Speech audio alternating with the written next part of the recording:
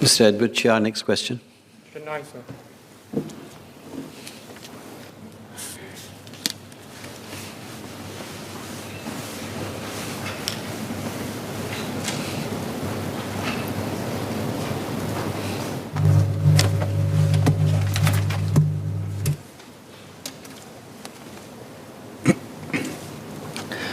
Sir, social service agencies and community partners operate safe, sound sleeping places, or S3Ps, as well as MSF-funded transitional shelters, or TSS in short. These facilities cater to rough sleeping individuals and families with different needs and preferences. S3Ps are set up within community premises and are operated by members of the Partners Engaging and Empowering Rough Sleepers, or PEERS network. The PEERS network is a collaboration amongst community partners, social service agencies, and public agencies who join hands to support rough sleepers. S3Ps provide rough sleepers a safe environment to rest for the night. There are currently 26 S3Ps all across Singapore. In 2021, there were around 270 unique applicants to S3Ps, with 61% of them successfully admitted. 39% of them were not admitted because they had mental health, behavioral or addiction issues, or had care needs that require close supervision. MSF would refer these clients to appropriate facilities and services for further support. There is no wait list for S3Ps presently, as there are sufficient spaces to support those in need of urgent shelter. S3Ps schedule admissions based on S3Ps and clients' availabilities. Most applicants are admitted within 3 working days. If there are no vacancies at any particular S3Ps at one point in time, rough sleepers will be referred to alternative shelters or accommodation options. On the other hand, there are currently 6 transitional shelters funded by MSF, with a total capacity of around 500 spaces for individuals and around 180 spaces for families. TSS provide temporary shelter and on-site social work intervention, where social workers work with residents on their issues and support them in securing long-term stable housing. There were around 860 unique applicants to transitional shelters in 2021, either referred by MSF or other social service agencies. 62% were successfully admitted last year. 38% were not admitted for various reasons. Some had care needs that TSS were unable to support, such as frail seniors who require assistance with activities of daily living. Applicants assessed as unsuitable for TS are also referred to other options, for example, to senior group homes, which provide assisted living in public rental flats for frail seniors. Others rejected the TS option as they did not want to co-share the space with others, follow shelter rules, or to work with the social worker. Others prefer yet to remain at familiar locations. The time taken to admit the successful applicants depends on factors such as whether the social worker is able to contact the applicants and obtain necessary information to assess their applications. Once they're assessed to be eligible for TS, they'll be offered a space. And for TS for individuals, there is currently no waiting list, as there are sufficient spaces. Successful applicants can be admitted immediately after the TS offers them a space. In 2021, almost 80% of successful applicants to TS for individuals were admitted within a week. For TS for families, there is currently no waiting list as of 12th of February this year. MSF has recently set up a new TS in end January this year, increasing the spaces for families from 130 to 180 to address demand for shelter from homeless families. If there are families that require urgent placement, such as those with children and the elderly, MSF will work with the TS operators to prioritize their admissions. For applicants who are not admitted to TS, they can stay at the S3Ps, where social service agencies and the peers network will continue to engage them. For those who are not ready to seek shelter, befrienders from the peers network continue to actively reach out to, befriend, and engage them, to understand their unique circumstances and to build trust with them.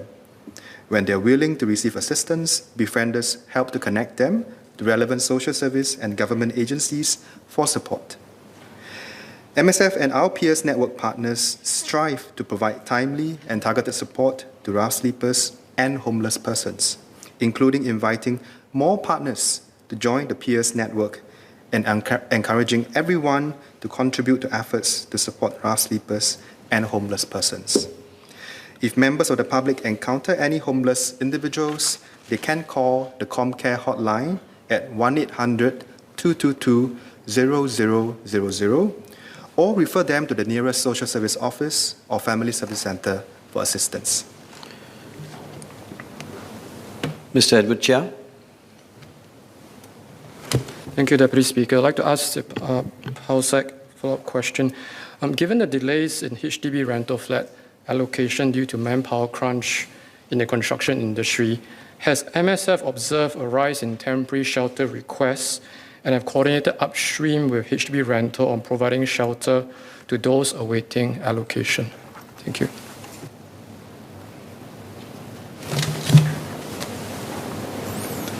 Mr. Deputy Speaker, I thank the member for his supplementary question. I think in the past 2 years, 1.5 to 2 years since I've joined MSF, I've been privileged to be on several night walks with our community partners and social service agencies on the ground. What happens on each of these night walks is that there will be, of course, MSF officers that will be tagging along the community partners, groups like those coming from Homeless Hearts, from the Catholic Welfare Services, and together with the MSF officer is also a team of multi-agency officers as well. And one of the agencies that support the MSF officer on the ground would also be the HDB officer. What this means is that actually when we encounter a rough sleeper, be he or she someone who is known or new to us, we will be able to very quickly pull out whatever information we may already know about this person, and then make quick arrangements for this particular individual rough sleeper that we are talking about. So what I'm trying to illustrate is the fact that actually the coordination between HDB as well as MSF, community partners, and many other agencies is right there, right from the start as we first come into contact with any rough sleeper. And that assistance that's provided by HDB as well as the government agencies and community partners goes through, and we journey with them, with each of the rough sleeper along the way. I think what probably could be better communicated to members of the public is also the fact that for rough sleepers, each of their situation is quite unique. In my past life as a lifesaver, when I was going through training, I was always told that no two emergency incidents are the same. I think the same logic applies for rough sleepers. No two rough sleepers face the same difficulty back at home or back at the household or the family is. And sometimes when we construe rough sleeping or homelessness as purely a single-dimensional problem of housing, I think that's where we need the public mindset to slightly shift. And I think we can do a little bit more in this respect. But I assure the member that HDB as well as MSF and many other agencies and community partners work hand in glove to make sure that each of our rough sleepers get the customized and understanding assistance that they need. Mr. Sia Kemping.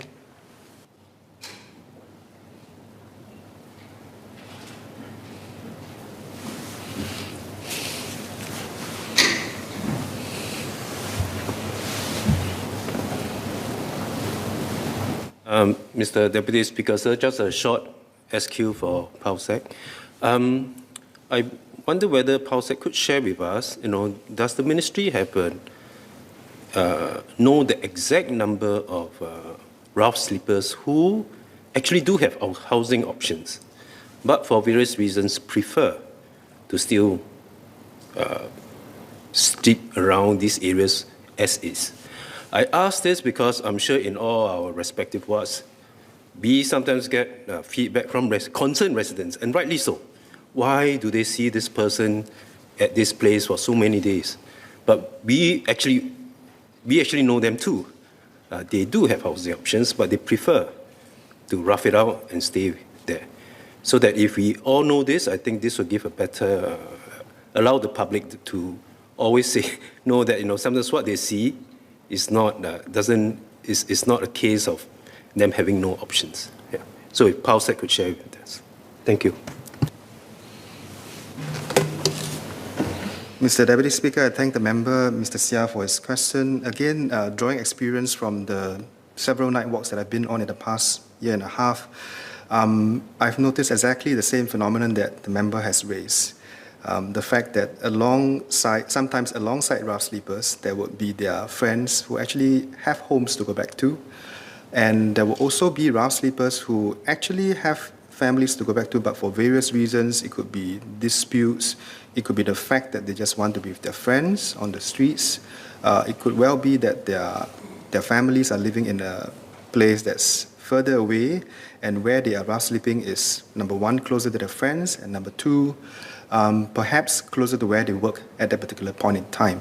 So for these various reasons, I think the member has rightly pointed out that there is a small group of them that have homes to go back to, but choose not to do so for various reasons that I've stated, some of which. MSF does not actively track the macro number of such profiles that are out there in the community. And I think I want to stress that the macro numbers in this case might not be so useful in our work in extending assistance to each of them, because the assistance that each of these rough sleepers require actually is bespoke, and it needs to be customized to his or her, the rough sleeper's specific instance. So in this case, I would very much prefer to focus on the individual rough sleeper as opposed to be investing a lot of resources to find out the macro numbers. But one macro number that we are quite interested to know is also, a count of the rough sleeping population that we have in Singapore. I think the academia NUS has done a study in the past. I think they have a study that has recently been conducted, I think end of last year. And we are also, MSF is also we are exploring working with members of the academia to actually assess the situation, the rough sleeping situation, and take stock en masse how the situation has been. But both anecdotally as well as in terms of actual numbers that we have observed, both in terms of admission to S3Ps, TSs, we get a sense that in the course of the pandemic in the past 2 years, what has happened is that more of rough sleepers that were previously not amenable to working with government agencies, to working with social workers, to working with community partners, to really try to come to some form of stable long-term housing, more of them have actually come on board to say that, look, I'm willing to work with you to achieve stable long-term housing. So our assessment is that in the past 2 years, because of the pandemic, we have actually managed to match more rough sleepers to either short-term or longer-term housing. Thank you.